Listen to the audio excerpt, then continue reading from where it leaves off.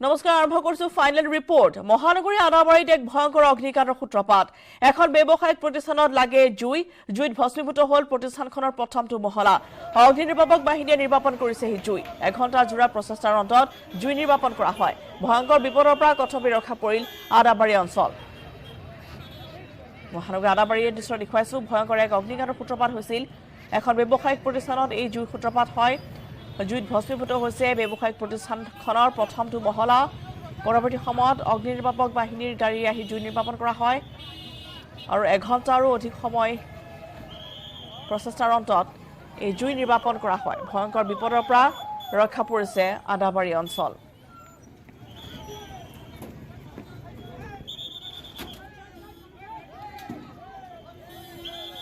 মালিকে মানে ইয়াত ডাঙৰ দাদা বিমল বুলিকে যে যাৰ নামত আছে হোটেলখন বিমল বুলিকে ইয়াত দাদা আহি হোটেলখন খোলে ডেইলি সেইটো ডেইলি খোলে হোটেলখন ডেইলি খুলি তেখেতে কি কৰে নিজৰ ওপৰত অকণো মানে যাৰ মৃত্যু হৈছে তাৰ ফটোখন লৈ ধূপবাতি আৰু চাকি তাকি সিহঁতে ৰাতি জ্বলাই থৈ যায় লাইট চাইট জ্বলাই থৈ যায় অভিয়াছলি চাকি আৰু এই কাৰণে হ'ব লাগিব মানে ইয়াত যেতিয়া সৰু ভাই ঢুকালে তেখেতৰ ফটোখন সিহঁতে তাতে ৰাখিছে আজি কেইদিনমানে সিহঁতৰ দেউতাহঁত আহি কিনে নাম চাম গীতা চিতা পঢ়িলে পঢ়ি কিনে ফটোখনৰ ওপৰত ধূপবাতি বা চাকি তাকি জ্বলাই কিনে থৈ যায় সিহঁতে ৰাতি লাইট জ্বলাই অভিয়াছলি ধূপবাতি আৰু চাকিৰ কাৰণে হ'ব লাগিব দোকানৰ মেইন যোন অকণ আছিল বুলিকে অকণ ঢুকালে তেখেতৰ এতিয়া ডাঙৰ দাদা বিমল বুলিকে বিমলে চলাই হোটেলখন পুৰা গোটেই জ্বলি গৈছে হঠাৎ মানে জুই আমি দেখা পাই গুৱাহাটী নাপাওঁ পাছত আমি ইয়াৰ বাবু যে কাটিয়াতৰ লগত তাক ফোন কৰিলোঁ আকৌ পুলিচক খবৰ দিলে আৰু ফায়াৰ ব্ৰিগেডে তেনেকৈ আহিলে কেনেকৈ লাগিছে কিবা গম পাইছিল তেনেকৈ গম পোৱা নাই ওপৰত এখন হোটেল থকা বুলি জানো তাত দৰ্জাৰ বেৰ আছিল ফায়াৰ ব্ৰিগেড আহিছে হয় ফায়াৰ ব্ৰিগেড 25 মিনিট 30 মিনিট পিছত আহি পালে তেওঁলোকৰ তৎপৰতা আমাৰ খবৰ দিয়াটো দেৰি হৈছে আচলতে কি জেগা এইখিনি মানে জালুকবাৰী আদাবাৰী নিয়াৰ চৰাইঘাট কি দোকানত লাগিছিলে এইটো হোটেল হয় এইখন হোটেল ওপৰত হোটেল আছে বুলি জানো আৰু মহলাটো জ্বলি গৈছে নেকি ওপৰ মানে কমপ্লিট জ্বলিছে এতিয়া মানে টিংখিনি আছে ওপৰ বোলে টিং আছিল আৰু ছাইডটো দৰ্জাৰ বেৰ তলত আকৌ RCC আছে এতিয়া নুমাইছেনে নুমাইছে কিছু নিয়ন্ত্ৰণ কৰিছে আৰু ফায়াৰ ব্ৰিগেডৰ গাড়ী আহিব পুনৰ বিতৰ্কত দৰঙৰ জৱাহৰ নবোদয় বিদ্যালয় দ্বাদশ শ্ৰেণীৰ ছাত্ৰৰ প্ৰহাৰত গুৰুতৰভাৱে আঘাতপ্ৰাপ্ত হয় নৱম শ্ৰেণীৰ এজন ছাত্ৰ সংকটজনক অৱস্থাত মংগলদৈ অসামৰিক চিকিৎসালয়ত ভৰ্তি কৰা হৈছে ছাত্ৰগৰাকীক পৰীক্ষা দি হোষ্টেলৰ ভোজনালয়ত ভাত খাই থকাৰ পৰা উঠাই আনি কনিষ্ঠ ছাত্ৰজনক নিৰ্মমভাৱে প্ৰহাৰ কৰে দ্বাদশ শ্ৰেণীৰ একাংশ ছাত্ৰই ইফালে সঘনাই মাৰপিটৰ ঘটনা পোহৰলৈ অহাৰ পিছতো বিদ্যালয় কৰ্তৃপক্ষই কোনো ধৰণৰ গুৰুত্ব নিদিয়া অভিযোগ আনিছে অভিভাৱকে এনে ঘটনা সংঘটিত হৈ অহাৰ বাবে নৱমমান শ্ৰেণীৰ একাংশ ছাত্ৰই হোষ্টেলৰ পৰিৱৰ্তে ঘৰত থাকি দিছে পৰীক্ষা আনহাতে ভুক্তভোগী ছাত্ৰজনৰ চিকিৎসাৰ সমস্ত খৰচ বিদ্যালয় কৰ্তৃপক্ষক দিবলৈ দাবী জনোৱাৰ লগতে সঘনাই এনে ঘটনা ঘটি থকাৰ পৰিপ্ৰেক্ষিতত মুখ্যমন্ত্ৰীৰ হস্তক্ষেপ আহ্বান কৰিছে পৰিয়ালটোৱে আজি মোৰ ভাইটিৰ নবোদয়ত পৰীক্ষা আছিলে আপোনাৰ দৰং ডিষ্ট্ৰিক্টৰ নবোদয়খনত য'ত কলাইগাঁও যে আছে তাত পৰীক্ষা আছিলে তাৰপিছত ভাইটিক মই ৰাতিপুৱা লৈ গৈছিলোঁ তাৰপিছত মোৰ সৰু ভাইটিও তাতে পঢ়ে তাৰপিছত মই তাৰ মানে আজি ঘৰত লৈ অহাৰ কথা আছিলে অহাকালি ঘৰত কিবা এখন কাজ এখন আছিলে তাৰপিছত তাৰ কাৰণে মই বেডিং পত্ৰ বান্ধি আছিলোঁ আপোনাৰ হাউচ মাষ্টাৰৰ পৰা লিভ লৈ কিনে তাৰপিছত আপোনাৰ যেতিয়া ডাঙৰজনে পৰীক্ষা দি এইফালে ভাত খাবৰ কাৰণে গৈছিলে ডাইনিং হাউচত তাৰপিছত তাৰ পৰা মানে ভাত খাব নিদিলে তাক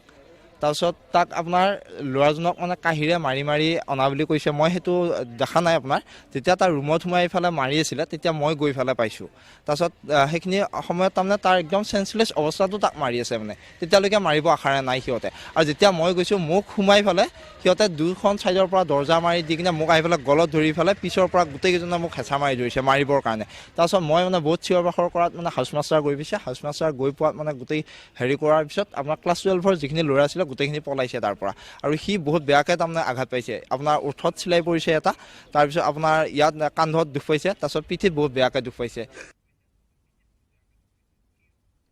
ইউটিউবাৰ মুস্তাফিজুৰ ৰহমানক পুনৰ আটক কৰা হৈছে এবাৰ গোৱালপাৰা আৰক্ষীয়ে আটক কৰিছে মুস্তাফিজুৰক কিশোৰী নিৰ্যাতনৰ অভিযোগত আটক হৈছে ইউটিউবাৰজন মঙলবাৰে যোগীখোপা আৰক্ষীয়ে আটক কৰিছিল মুস্তাফিজুৰক যোগীখোপা থানাৰ পৰা জামিনৰ পিছতে আটক কৰে গোৱালপাৰা আৰক্ষীয়ে পূৰ্বে শিশুৰ অধিকাৰ খৰ্ব কৰাৰ অভিযোগত জিলা শিশু সুৰক্ষা বিষয়াৰ এজাহাৰৰ ভিত্তিত যোগীঘোপা আৰক্ষীয়ে আটক কৰিছিল ইউটিউবাৰজনক আৰু এইবাৰ পুনৰ আটক কৰা হৈছে এগৰাকী ইউটিউবাৰ মুস্তাফিজুৰ ৰহমানক গোৱালপাৰা আৰক্ষীয়ে এবাৰ আটক কৰিছে মুস্তাফিজুৰক কিশোৰী নিৰ্যাতনৰ অভিযোগত আটক হৈছে ইউটিউবাৰজন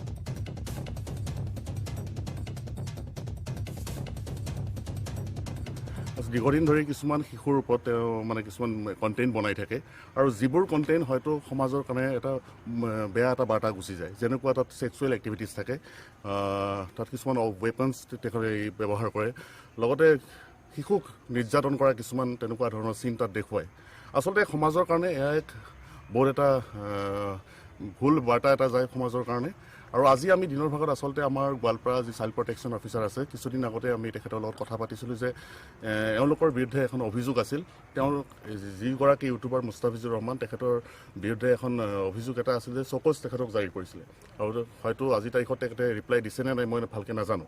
আজি দিনৰ ভাগত আচলতে আপোনালোকৰ জয়ঘোপাত যি চটপাৰা অঞ্চল আছে সেই তাত তেওঁ কিছুমান শিশুক লৈ কেনে তাত ভিডিঅ' শ্বুট কৰি আছিল মানে ভিডিঅ' বনাই আছিলে তাত আৰু সেই কথা আমি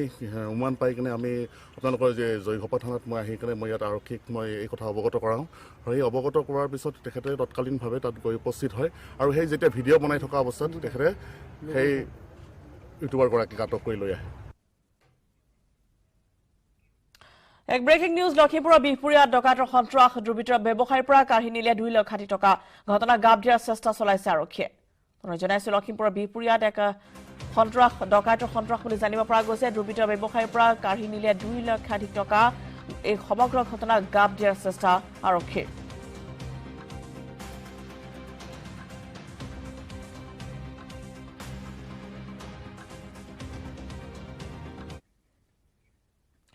ফলে বৰপেটাৰ খবৰ বৰপেটাত বন্ধুৰ সৈতে গাড়ী কিনিবলৈ গৈ যুৱকৰ ৰহস্যজনক মৃত্যু মৃত যুৱকজন বৰপেটাৰ তেমুৰা ডংৰাৰ মুক্তাৰ আলী যুৱকজনক বন্ধু শাহানুৰ ইছলামে হত্যা কৰাৰ অভিযোগ উত্থাপন কৰিছে ভুক্তভোগী পৰিয়ালে গাড়ী কিনিবলৈ অনা ধনখিনিৰ লোভতে মুক্তাৰক হত্যা কৰাৰ অভিযোগ পৰিয়ালটোৰ দুৰ্ঘটনাত পতিত হোৱা বুলি পৰিয়ালক খবৰ দিছিল শাহানুৰ ইছলামে মুক্তাক 108 এম্বুলেন্স যোগে হাস্পতালত ভৰ্তি কৰাৰ পিছতে পলায়ন কৰিছে শাহানুৰ ইছলামে বুধবাৰে জিএমচিএইচত মৃত্যু হৈছে মুক্তাৰ আলী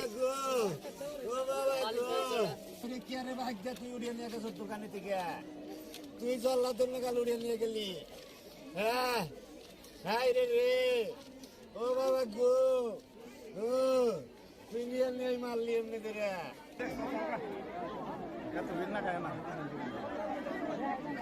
20 তারিখত আমি 9টা বজাত আমি দোকানত আছো সি আছে সি আৰু দোকান বন্ধ কৰি আছে বন্ধ কৰোঁতে মই ক'লো তুই ক'ত যা সি আৰু কয় যে নাই আমি মন্দিৰত যাওঁ একাউণ্টৰ পৰা পইচা দিব লাগে পইচা তুলি কিবা এটা কৰিব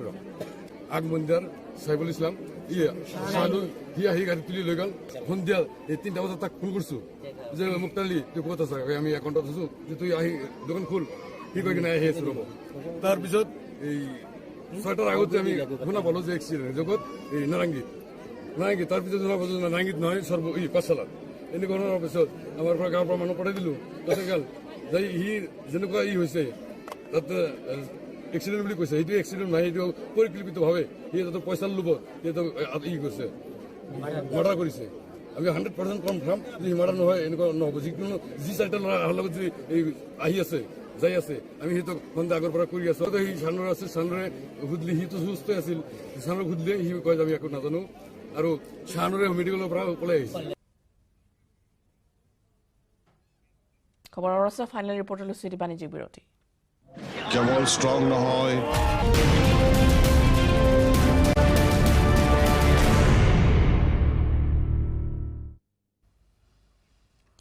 ফাইনেল ৰিপৰ্ট আৰু ইতিমধ্যে আমি জনাইছো যে লখিমপুৰৰ বিহপুৰীয়া ডকাইতৰ সন্ত্ৰাস আৰু দুৰ্বৃত্তৰ ব্যৱসায়ীৰ পৰা কাঢ়ি নিলে 2 লাখ কোটি টকা সমগ্ৰ ঘটনা গাব দিয়াৰ চেষ্টা আৰক্ষীৰ পুনৰবাৰ জনাইছো যে ডকাইতি কাণ্ড সংঘটিত হৈছে লখিমপুৰৰ বিহপুৰীয়াৰ পৰা আহিছে খবৰ য'ত ডকাইতি সন্ত্ৰাস চলোৱাৰ খবৰ আহি পৰিছে আৰু ব্যৱসায়ীৰ পৰা কাঢ়ি নিলে দুৰ্বৃত্তৰ 2 লাখ কোটি টকা এগৰাকী ব্যৱসায়ীৰ পৰা 2 লাখ কোটি টকা কাঢ়ি নিছে দুৰ্বৃত্তই কিন্তু আৰক্ষীয়ে সমগ্ৰ ঘটনা অস্বীকাৰ কৰিছে বা এই সন্দৰ্ভত আৰক্ষীৰ তৰফৰ পৰা কোনো ধৰণৰ ভাষ্য গ্ৰহণ কৰিবলৈ সক্ষম হোৱা নাই কিন্তু বিহপুৰীয়াত এনেধৰণৰ এতিয়া ডকাইতৰ সন্ত্ৰাস য'ত এগৰাকী ব্যৱসায়ীৰ পৰা 2 লাখ কোটি টকা কাঢ়ি নিয়াৰ এক খবৰ আহি পৰিছে লখিমপুৰৰ বিহপুৰীয়াত সংঘটিত হৈছে এই ডকাইতি কাণ্ড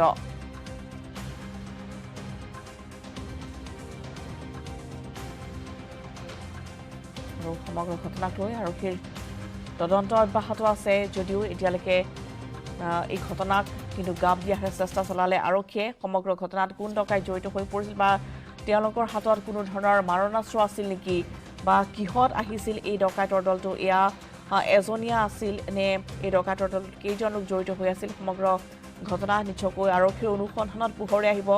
যদিও বা আৰক্ষীয়ে এই ঘটনা সন্দৰ্ভত কোনো ধৰণৰ তথ্য এতিয়ালৈকে সাংবাদিকৰ আগত প্ৰকাশ কৰা নাই বা মুখ খোলা নাই এতিয়ালৈকে ডকাইতৰ দলটোৰ সন্দৰ্ভত কিন্তু ইতিমধ্যে আমি জনাইছোঁ যে ব্যৱসায়ীৰ পৰা 2 লক্ষাধিক কাঢ়ি নিয়াৰ এক বাতৰি আহি পৰিছে লখিমপুৰৰ বিহপুৰীয়াৰ পৰা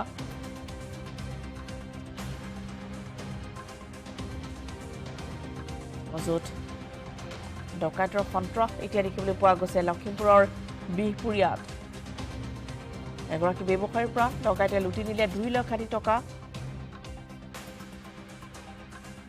কিন্তু এই ঘটনাক লৈ এতিয়ালৈকে আৰক্ষীয়ে কোনো ধৰণৰ তথ্য সদৰি কৰা নাই হয়তো অনুসন্ধান আৰম্ভ কৰিব আৰক্ষীয়ে যে এই ডকাইতৰ দলটোৱে লগত কোনো ধৰণৰ মাৰণাস্ত্ৰ লৈ আহিছিল নেকি বা কেইজনীয়া আছিল এই ডকাইতৰ দলটো লখিমপুৰৰ বিহপুৰীয়াৰ এই খবৰ আৰু ইতিমধ্যে আমি জনাইছোঁ যে এগৰাকী ব্যৱসায়ীৰ পৰা 2 লক্ষাধিক টকা কাঢ়ি নিছে ডকাইতে কিন্তু এতিয়ালৈকে আৰক্ষীয়ে কোনো ধৰণৰ তথ্য সদৰি কৰা নাই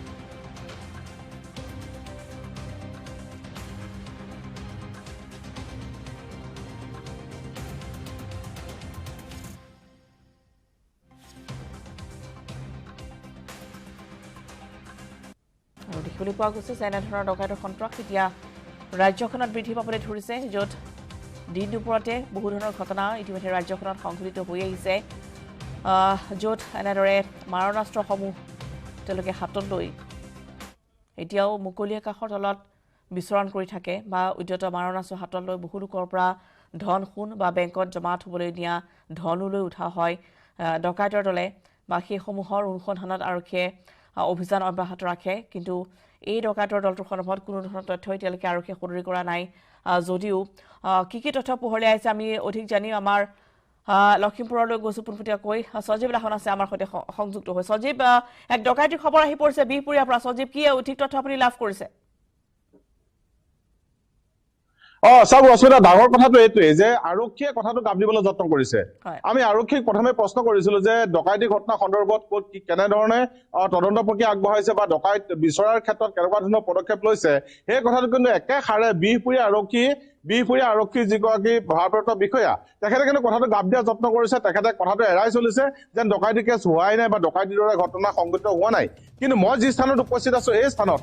বিহপুৰীয়া থানাৰ পৰা মাত্ৰ 2 কিলোমিটাৰ দূৰত্বত এটা মেইন ৰাস্তাত আচলতে এইটো চাওক ৰাজ্যিক ঘাইপথ এই পথটোতে খুব প্ৰায় 9 বজাৰ ভিতৰত এটা ডকাইতি ঘটনা সংঘটিত হৈ গ'ল আৰু এগৰাকী ব্যৱসায়ীৰ পৰা প্ৰায় 6 লাখ টকা লৈ গুচি গ'ল থপিয়াই এখন গাড়ী এখন বাইক আৰু আহিছিলে প্ৰায় 3জনীয়া এটা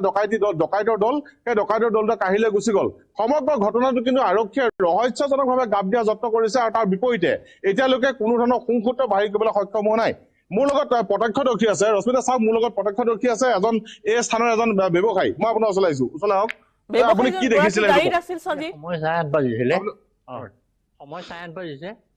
তেতিয়া মানে মোৰ দোকানত দুটা এই বিল্ডিংটোত কাম কৰি থকা দুটা মিচিং লৈ আহিছিলে আৰু মোৰ বস্তু মই দি আছো দি থাকোঁতেই সেই তাৰে এটাই ক'লে যে এক্সিডেণ্ট তাৰপৰা মই ওলাই আহিলোঁ মোৰ লগত আৰু ল'ৰা এটা আছিলে সিও এটাকেইটা গ'লোগৈ গৈ পেলাই দেখিছোঁ দেখোন এক্সিডেণ্টটো নহয় এখন গাড়ী এখনে আগচি ধৰি আছিলে তাৰপৰা মই অলপ আৰু 2-3মান ব্যৱধানত তেতিয়া সেইখিনি পাওঁতে গাড়ী এইখনৰ আগচি ধৰা গাড়ীখন আৰু এখন বাইক দুজন আৰোহী গাড়ী এখন আৰু বাইকখন আহিছিলে সেই বাইকখনত কেইজন লোক আহিছিলে আপুনি দেখিছিলে সেই গাড়ীখনত কেইজন লোক নাজানো কিন্তু সেই বাইকখনত দুজন আছিলে দুজন আছিলে ৰশ্মিতা চাওক যে এইসকল প্ৰত্যক্ষদৰ্শী এই ঘটনাটো কিন্তু বিহপুৰীয়া আৰক্ষীয়ে মই পুনৰ কৈছো যে গাপ দিয়া যত্ন কৰিছে মোৰ লগত সেই ব্যৱসায়ীজনৰ যিজন ব্যৱসায়ীক ইতিমধ্যে ডকাইতে লুটি লৈ গ'ল সেই ব্যৱসায়ীজনৰ তেখেতৰ সম্বন্ধীয় লোক উপস্থিত আছে তেওঁ ক'ৰ পৰা কিমান পইচা আছিলে কি তথ্য আছে আপোনাৰ ওচৰত আমাৰ ওচৰত ই কোৱা মতে আমাৰতো তেনেকুৱা তথ্য নাই ই কোৱা মতে 2.5 লাখ টকা আনিছিলে কালেকশ্যন কিন্তু কাগজ পত্ৰ চব লৈ গ'লে একাউণ্টটো ঠিকে ইমান ক'ব নোৱাৰিব মোটামুটি তাৰ আইডিয়া মতে 2.5 লাখ বুলি কৈছে এইটোৱে ক'ব পাৰিম আৰু এইখন ৰশ্মিতা চাওক এইখন গাড়ীত সেই ব্যৱসায়ীজনে পইচা লৈ আহিছিলে এইখন গাড়ীত আৰু এই গাড়ীখনকে আগচি ধৰি এখন বাইক আৰু এখন ৰঙা ৰঙৰ চুইফ্ট ডিজায়াৰ গাড়ী আগচি ধৰিছিলে আগচি ধৰি ব্যৱসায়ীজনৰ হাতত যিমান টকা আছিলে সকলোখিনি লুট লৈ গুচি গ'ল কিন্তু ৰহস্যজনকভাৱে আৰক্ষীয়ে নিজৰ দুৰ্বলতা ঢাকিবৰ কাৰণে কথাটো গাপ দিয়া যত্ন কৰিছে চাওক যে ডকাইতিৰ দৰে ঘটনা গাপ দিবলৈ যত্ন কৰিছে লখিমপুৰ জিলাৰ বীৰপুৰ আৰক্ষীয়ে ইয়াৰ প্ৰকৃত ৰহস্যটো কোনো এতিয়ালৈকে কোনো গম পোৱা নাই আৰু এই ঘটনাখনত এগৰাকী ব্যৱসায়ীক আগচি ধৰি প্ৰায় 2.5 লাখ টকা লুট কৰি দিছে এটা ডকাইতৰ দলে আৰু সমগ্ৰ ঘটনা কিন্তু এতিয়ালৈকে আৰক্ষীয়ে স্বীকাৰ কৰা নাই বা কোনো ধৰণৰ তথ্য প্ৰকাশ কৰা নাই সমগ্ৰ ঘটনা গাপ দিয়াৰ চেষ্টা চলাৰ এক অভিযোগ উঠিছে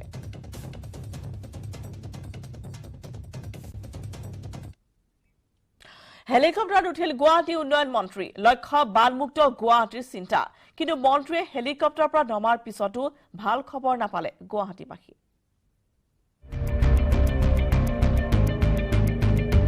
নগৰ উন্নয়ন দপ্তৰৰ মন্ত্ৰী অশোক সিংঘাল হেলিকপ্টাৰত উঠিছে বৃহংগম দৃষ্টিৰে গুৱাহাটী মহানগৰীখন আকৌ এবাৰ চাইছে কেনেদৰে গুৱাহাটীখন কৃত্ৰিম বানমুক্ত কৰিব পাৰি গমে পিটি চিন্তা চৰ্চা কৰিছে মন্ত্ৰীৰ হেলিকপ্টাৰ ভ্ৰমণৰ পিছত গুৱাহাটীবাসীয়ে পিছে ভাল খবৰ নাপালে এইবাৰো বাৰিষাত কৃত্ৰিম বানৰ জ্বালা সহিব লাগিব গুৱাহাটীবাসীয়ে কাৰণ মহানগৰীত নলা নৰ্দমান নিৰ্মাণৰ কাম এতিয়াও বহু বাকী থকাবোৰৰো পৰিষ্কাৰ কৰাৰ কাম বাকী আছে একে সময়তে পানী নিষ্কাশন কৰাৰ ক্ষেত্ৰত বাধা হৈ থিয় দিছে ভৰলু নৈ মহানগৰবাসীয়ে যতে ততে আৱৰ্জনা পেলোৱাৰ বাবেই ভৰলু আৱৰ্জনাৰে ভৰি পৰিছে ভৰলুৰে ব্ৰহ্মপুত্ৰলৈ পানী যোৱাৰ ক্ষেত্ৰত বাধা আহিছে হেলিকপ্টাৰে গুৱাহাটী পৰিদৰ্শন সামৰি কৃত্ৰিম বানৰ বাবে মহানগৰবাসীকে দোষাৰোপ কৰিলে বিভাগীয় মন্ত্ৰী অশোক সিংঘালে গুৱাহাটীত মানে যতে ততে মানুহে ইনক্ৰোচ কৰিছে মানে এইটো খুব বেয়া কথা হৈছে মোৰ মনটো আজি বৰ দুখিত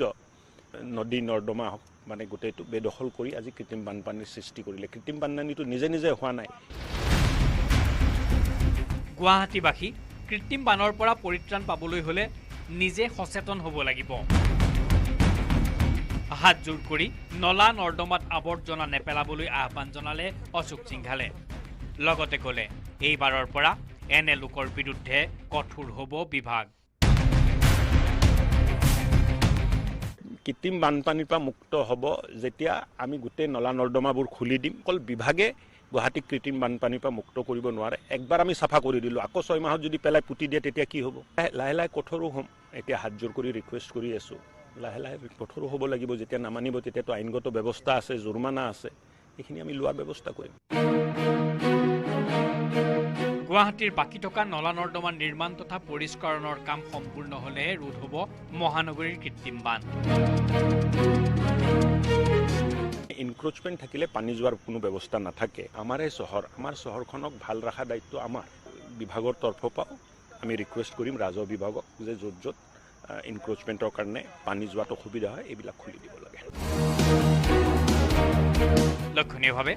নগৰ উন্নয়ন বিভাগে কৃত্ৰিম বান ৰোধৰ বাবে এটাৰ পিছত আন এটা ব্যৱস্থা গ্ৰহণ কৰিছে কিন্তু এতিয়ালৈ ফলপ্ৰসূ হোৱা নাই কোনো এটা ব্যৱস্থা গতিকে গুৱাহাটীবাসী এইবাৰো সাজু হওক কৃত্ৰিম বানৰ বাবে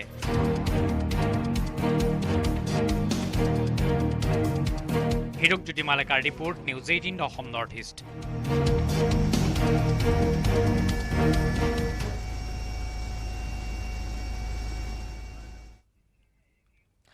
নতুন ৰূপত কংগ্ৰেছৰ যুৱৰাজ ৰাহুল গান্ধী ভাৰত জোড়ো যাত্ৰাৰ পাছত দাড়ি কাটিলে ৰাহুলে চিকুন হৈ ব্ৰিটেনলৈ ৰাওনা হ'ল ৰাহুল গান্ধী ফাইনেল ৰিপৰ্টৰ পৰা বিদায় লোৱাৰ পূৰ্বে আগবঢ়াই থৈ গৈছো এই প্ৰতিবেদন শুভৰাত্ৰি ৰাহুল গান্ধী সলনি হ'ল ভাৰত জোড়োৰ দাড়িয়ে গোফে ভুবুকাৰ ৰাহুল গান্ধী আকৌ চিকুন হ'ল নতুন ৰূপেৰে ৰাহুল গান্ধীয়ে কেম্ব্ৰিজ বিশ্ববিদ্যালয়ত ভাষণ দিবলৈ গ'ল শেহতীয়াকৈ ৰাহুল গান্ধীৰ নতুন ৰূপ বিশেষভাৱে চৰ্চিত হৈছিল। ভাৰত জোড়ৰ 4 মাহজোৰা দীঘলীয়া যাত্ৰাৰ সময়ত দাড়ি নকটাকৈ নতুন লুক লৈছিল ৰাহুল গান্ধীয়ে। দাড়ি গোফ দীঘল চুলিৰে সচৰাচৰ দেখা ৰাহুল গান্ধী পৃথক হৈ পৰিছিল। সেই সময়তে অসমৰ মুখ্যমন্ত্ৰী ডক্টৰ হিমন্ত বিশ্ব শৰ্মায়ো ৰাহুল গান্ধীৰ নতুন ৰূপক ছাদ্দাম হুছেইনৰ সৈতে ৰিজাইছিল। ৰাহুল গান্ধীয়ে সেই ৰূপ সলালে, নতুন ৰূপেৰে ব্ৰিটেইনলৈ বাট বুলিলে। কেম্ব্ৰিজ MBA কাৰ্যসূচীত ভাগ ল'ব ৰাহুল গান্ধীয়ে। Learning to listen in the 21st century শীৰ্ষক বক্তৃতা দিব। কেম্ব্ৰিজ বিশ্ববিদ্যালয়ত ৰাহুল গান্ধীৰ বক্তৃতা এয়ে প্ৰথম নহয়। যোৱা বৰ্ষৰ মে'টো বিশ্ববিদ্যালয়খনত ইণ্ডিয়া এট 75 শীৰ্ষক বক্তৃতা দিছিল ৰাহুল গান্ধীয়ে। ৰাহুল গান্ধীৰ কেম্ব্ৰিজ বিশ্ববিদ্যালয়ৰ ভ্ৰমণৰ প্ৰাকক্ষণত কেম্ব্ৰিজ বিশ্ববিদ্যালয়খনেও ৰাহুল গান্ধীৰ ফটোৰ সৈতে টুইট কৰি আদৰণি জনাইছে। ছত্তীশগড়ৰ ৰায়পুৰত কংগ্ৰেছ নেতাৰ 3দিনীয়া বৈঠকৰ পিছতে নতুন ৰূপেৰে ব্ৰিটেইনলৈ উৰা মাৰে ৰাহুল গান্ধীয়ে।